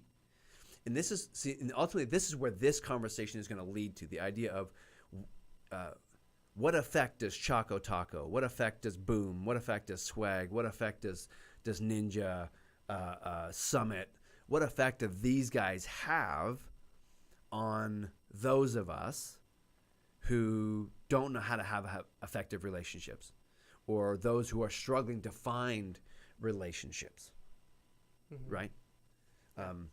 Little segue here, guys. If you haven't already, please go to Twitter and follow us, Risk Immersed, or at Risk Immersed, please, so you know when we stream again and when we carry the conversation on. You guys have been great today. I really appreciate the conversation piece, and make sure that you follow the channel as well, so that you get updates. Discord, same thing. It's just Risk Immersed. If you want to come in, drop me a whisper if you want a link or whatever the case is. But it takes a person to come alongside that individual and plant the seed of relationship. And when we talk about relationship, we're talking about establishing trust. So I want to back up one piece. This idea of respect and trust. People say that trust is earned. Respect is earned. You earn my respect, mister. Can I absolutely say that that's wrong? In chat, challenge me if you think I'm wrong. Trust is not earned. Respect is not earned. Everybody, every day, starts with trust and respect. Trust and respect are whittled away or eroded over time. They're not earned. You either have it or you don't. You don't earn it. And so if somebody comes into a new relationship and they don't have respect for you, that has nothing to do with you, the individual, that they're not giving respect to. That is a pre-existing thing that was eroded long before they got to you, right? Or Will, you and I absolutely trust you. I absolutely respected you. You know why? Because you showed up day one. I had the trust and respect that we scheduled the interview, and you showed up, that you would show up, and you did. So, hey, guess what? I still trust and respect you. If you hadn't have showed up, my trust in your word would have eroded a little bit. My respect for you in your leadership and your willingness to do this job properly would have eroded a little bit. Yeah. You know, and then over time, if you didn't show up for other meetings or you said things that you didn't mean and didn't follow through on, I absolutely would trust you less and respect you less. But I guarantee you, I started with the fact that I trust you. Our laws depend on it. I stop at a stoplight and I go on a green light because I respect the other drivers and I trust that the other drivers are, and I don't know them. Yeah. And I respect and trust that they are going to stop at that red light. Yeah. But then you see that person swerving a little bit, and then that erodes. It erodes. Yeah. So I'm going to get around this guy because I don't trust his ability to drive, right? So what's going on here? I don't like the idea that there's a person that will change me. You're still there forever waiting. I like that question, that comment. So go ahead. Pub Fister. I agree with you to some extent. Change must start within, and that's what we talk about here at Rise Above with our students. When we talk to and interview a student, we honestly ask them questions like, do you want to be here? To some extent, if a student does not want to be here, there's nothing we can do. Yep. There's nothing. If we are here for students that in some degree have chosen to change or want to change, even if they don't know how, even if they don't know where to begin, that's why we're here. There's that rule of thirds. The 33% of anybody in what's up, Jack? Youth age will succeed no matter what anybody does. Yeah, they will succeed no matter what. Yeah, absolutely. There's 33% which will fail no matter what anybody does, and then 33% which is on the fence. And so that need convincing training or coaching. Right. And so the 33% that will fail no matter what. What's up, Pickle? They haven't chosen. You're totally right, PUBG Fister, that they haven't chosen themselves. They haven't even decided that they want change. And so there's nothing anybody can do for them until that happens. Yeah. And so I agree with that statement about that. But it still is dependent on the fact that if somebody steps into your life, it could happen just like that. It could just, that one person steps in and all of a sudden it's a thing. Right. Yeah. Suddenly I'm doing something I never thought was possible because, oh my gosh, you're amazing. And I absolutely trust you. Teach me. Yeah. Right. Yep. That's the whole idea of trust, obedience, challenge, change, and growth. Again, trust, obedience, challenge, change, growth. That's really what it takes. Jack, don't get excited about the Pickle being here, please. You're just going to inflate his ego. It's just a bad thing. Yeah. Is this better, Pickle? I think What's that's that? a little far away. He was talking about volume. I think it's a little far away. Maybe that was my fault. Yeah, no, I'm not. Is anybody else having volume issues, or it's just Pickle being Pickle? Because I can turn things up if anyone else is having sound issues. And are you on your computer or your phone, bud? Thanks, Juice. Appreciate it, buddy. Looks like it's just you, man. Sorry, Pickle. Suck it up. Get real close and intimate with your speaker, would you? Wow, you guys have a great conversation going on. J-Mona and Juice, you guys were talking about that kind of thing. And yeah, people can have a catalyst for change, but you have to accept and help and be prepared to change yourself. Yeah. I think totally, in my life, I've looked at somebody in front of me and like, wow, they inspire me. I want to change because of what I see. That, I think, is, correct me if I'm wrong, is that what you're talking about? That's really cool how that can happen, and you're totally right. Like, the decision is still there of that person. Maybe they saw the light at the end of the tunnel. They saw something they didn't know was possible. Greener grass. Yeah. But yeah, you guys, great conversation. So let me know if I'm going to fiddle with the sound, guys. If anything gets too obtrusive, let me know. I turned some stuff down last stream because somebody said there was, what's the word? The radiator? Like haze or like fuzz in the background. So, yeah, let me know. All right, good. Yeah, no, I turned a bunch of stuff down last last stream, so I'll move some stuff forward now. A lot of it had to do with some of the gain and whatnot. Cool. Thanks, man. Fuzz. Sweet. Is there white noise, J-Mo?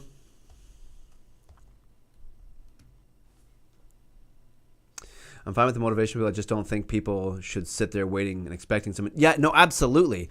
But I mean, when you've got somebody who is frozen in time, whether it be by fear, demotivation, branding, you're just a bad kid, right? So hey, if I'm a bad kid, why am I even going to try? If I'm a thief, why am I going to do anything but be a thief, right? That's what I'm talking about is when you get into that situation, you really are dependent on somebody coming in and breaking through that wall. And that's one of the things I said earlier, Pub, before you got here. See if I'll just make sure I read it verbatim. Where is it at? Oh, kids put up walls not to keep you out, but to see who's going to try and break in. Very often there's an emotional response that inhibits people from seeing others that are trying to help them. So yeah, I think it's the radiator behind the curtain there that it could be the white noise that you're hearing. There is a heater on, so yeah, whatever it is. But yeah, the PUBG, you're talking about the victim mentality. Like, I'm a victim, I need help, I can't do it. That is also the other side of the spectrum, right? Of somebody who doesn't even want any help at all, and they think, they're too stubborn to ask for help, versus I'm such a victim, I can't do anything. And so how do we know? What do we do with that? Chat, what do you guys think about what we do when somebody is playing a victim and they won't, like what PUBG is saying, they won't, step up and they just want somebody to sweep them off their feet and do it for them? Like, what's the best thing for that? What's the best thing for that for one of our students when they come in? Well, and this gets to the point I was making with the streamers, is that why is it that when you go in chat as a moderator, there's always that one kid that's screaming all caps, Choco, just say my name. OG, just say my name. And they're wanting some form of recognition.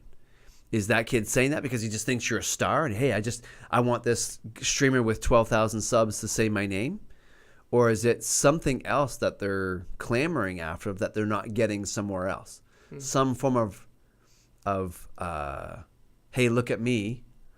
I think of Mad TV, the hey, look what I can do.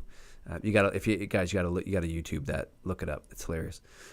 It's one of those things where I think there's a lot more to it than just being starstruck and wanting somebody famous, quote unquote famous, to say their name. Yeah. Right. And there's a lot of trolls in chat that will actually start fictitious conversations just to get people to talk to them. Yeah. Because that's the only conversation they're going to have all day. And usually for those guys, I'll actually have a whisper conversation. I'll pull them aside in a whisper and say, flesh out that whole thing for them, just so they feel like they've gotten specific attention. And they're like, oh, that's awesome. Thanks, man. And blah, blah, blah, best mod ever type of thing. And it's just, it's crazy. But agree with the Wallace thing, Jordan Peterson. Oh, Jordan Peterson, my boy. Anybody else know who Jordan Peterson is? Good Canadian guy. He's from the Toronto area. Yeah, I mean, Jordan says a lot of things that are just like really counterculture right now, and it goes against a lot of things that politically are really popular to be said and whatnot right now. And he, when you look at his book, I've got the book. What is it? 12 questions or something like that. PUBG, if you can put the title of the book in chat, I'd appreciate it, buddy. Don't put a link or anything like that. Just put a title of the book in there. In Pickle, don't worry, I fixed the whole cap thing and everything else. You shouldn't get timed out 1,000 times like you did last time, which was hilarious, by the way. Jordan Peterson. I mean, I don't want to get political and I don't want to go down that road. Yeah, 12 Rules for Life. That's what it was, an antidote to chaos. It's a great book. I really recommend it. It can be high level reading at times, I've got the audio book, Will, if you want to listen to it sometime, and I've actually got the book too. You're welcome to it. But it is definitely something to look at, guys, and use as a starting point to ask questions about why we think the way we do. There's another book called The Shallows. If you haven't read that, it talks about how we learn and how how our learning has shifted from one model to another. Learning in the 40s and 50s was very different than the way it is now. So learning back then was, hey, I grab a book, I read it, I memorize it, and then I have this knowledge or this wisdom that I can then apply as it's needed. Whereas now we don't learn anything. We have the thing that we've learned is how to acquire knowledge the moment we need it. So, hey, the starter broke in my car. I'll go Google it. I no longer need to know how to fix my car. Why? Because when that thing happens, I'll just go Google it. So there's a real crisis right now in our institutions, educational institutions, where schools their doctoral programs are dying because students have forgotten or don't know how to learn anymore. Right? They know how to Google stuff, but they just, our brains have shifted capacity to learn the way they used to. And I agree. It's 12 rules can be nothing political. You guys talking about talking to other people in chat, and how you do that when you feel like people need it. That's totally leadership in some way, because you're addressing something that you notice that someone might be struggling with. And then, that's the same thing as just smiling at somebody when you're walking in the grocery store. Yep. And so you're talking about the way that brains have changed. Do you think that whole idea of how we learn, and then this whole idea of seeking that attention, do you think that anything has to do that with social media or technology or? Yeah, social media has changed everything. Right. This idea that we can have exactly what we're doing here. Like, we can do a video, and I can arbitrarily say, although we choose not to be arbitrarily saying anything, but we could talk about anything right now. And we could intentionally be antagonistic. We could intentionally be provocative, and we could get very political. We could get very whatever, and just to get a response. Yeah. Because I know if I said something right now, and I know what I could say that would trigger a lot of things right now. We definitely could do that. Yeah. I think that the fact that we want to explore openly the topics that we do, not to assert anything necessarily, but to explore, is an important part of relationship in general. And when we talk about the context of streaming on a platform like this, where we have an audience that is going to respond to a live audience. So really, we're just two people sitting at a computer on either side of the world, or whatever it might be. I think it's a unique platform. Anyways, I was going to go off on a tangent there, but I stopped myself. Sunlight is the best disinfectant. What did I see? I saw a thing on Facebook the other day. I was posting something for Rise Above, and I saw somebody else's post. It was a cartoon, and it was a dad going to his son who was playing some game on the computer, shooting game on the computer. And he's like, "Oh, son, I got the best game for you. There's chaos. There's all kinds of danger. There's bad guys and there's good guys and all this." He's explaining everything, all the characteristics of a good game. And the kid's like, "Oh yeah, I'd love to play that game." So the next frame is of the dad pushing the kid out the front door into the real world. And it's this idea of there's your game, kid, go play it. Yeah. And it really is. Really what we're talking about here is real life. But there's a book called Generation Z that's out right now that we're reading in my house to kind of explore some other things and whatnot. And the very first chapter talks about the fact that this generation that we're working with spends I think it's like 80% of their day on media. So when we talk about the impact of social media, it is huge. And I think it is imperative that streamers, that when they come on and we talk about this in this stream, that they understand, and they actually I want to actually bring them to the conversation of, do you understand the impact, whether it's just entertainment that you think you're providing or not? Your response to them when you give them a shout out, or when you acknowledge their donation or their subscription or whatever it might be, has a severe social impact. Yeah. For that kid. So using it well, the tool of technology and social media to harness relationships and build it, instead of using it to separate and Mm-hmm. I think in Pickle, you're onto something, because for me, when you look at me now, some would say I'm extroverted. And Will, I think you and I talked about this just the other day. Yeah. Some would say I'm an extrovert because I'm out in the public. I do TV stuff. I do radio. I do this stuff. And people say that I talk well, or that I hold a conversation, or I can just, it's amazing. You get up there and you just present, and it's just like, it's so whatever. I am probably one of the most introverted persons that I know, in the sense of, like you're saying, it was through not necessarily video games, but it was through a desire to be a leader, a hero, right? I wanted to be a police officer, and I realized that in order to do that, I had to be somebody who could talk, somebody who could be articulate. So yes, I did do the whole video game thing, but it was one of those things where, well, at my age, we didn't have the headset with the earpiece and talking to everybody. Mm-hmm. It really was just me against the game. Yeah. There was no online experience, so I can't relate really. But really what it came down to for me was just a deep desire to be a leader, and knowing that to go from an introvert to a leader was a hard thing to do. Yeah. And yeah, you guys talking about that, using games in order to, like, a conduit and way you can grow from that and learn from that.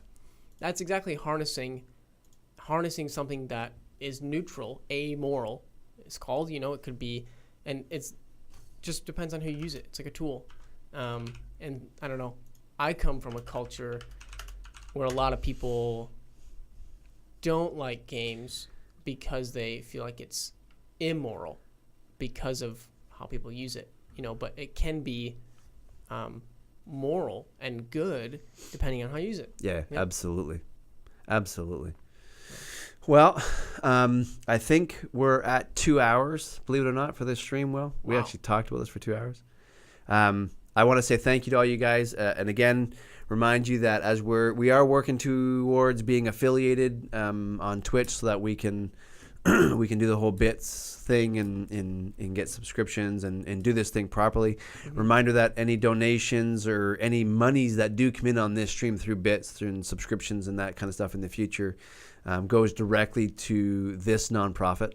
It doesn't go into my pocket or Will's pocket or anybody that comes onto this stream.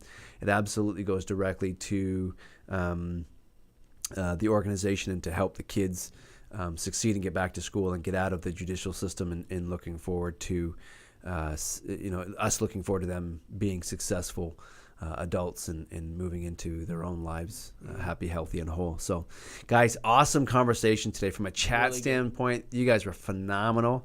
This is by far our best stream so far of the limited streams that we've done.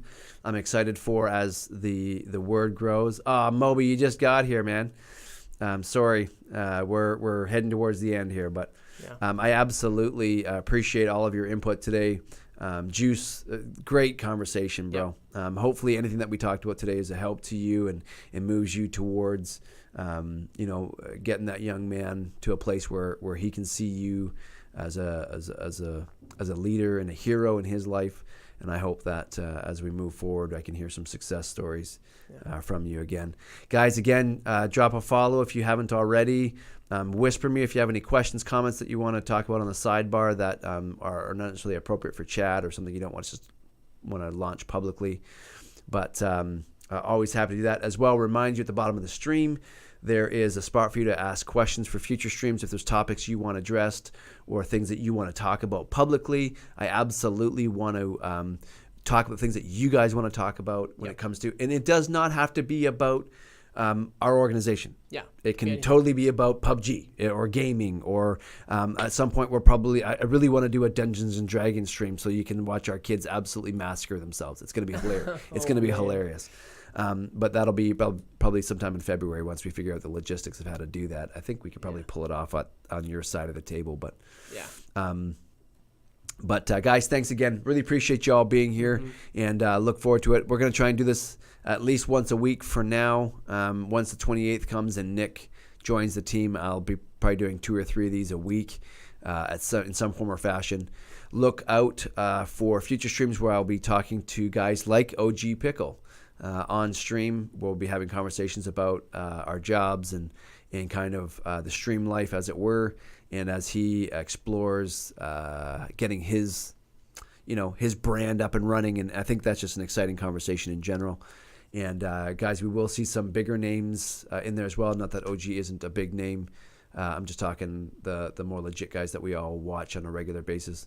And guys, I would say this: if you haven't followed the Pickle yet, get over there and follow the OG. He is a phenomenal streamer and is really, really good at his craft as well. And he's just hilarious. He's just a good dude to watch. So I encourage you to get over there if you haven't already. Guys, thank you very much. And we'll be back in about a week, eh? It was great hanging out with you guys, talking to you. Maybe even sooner. Yeah.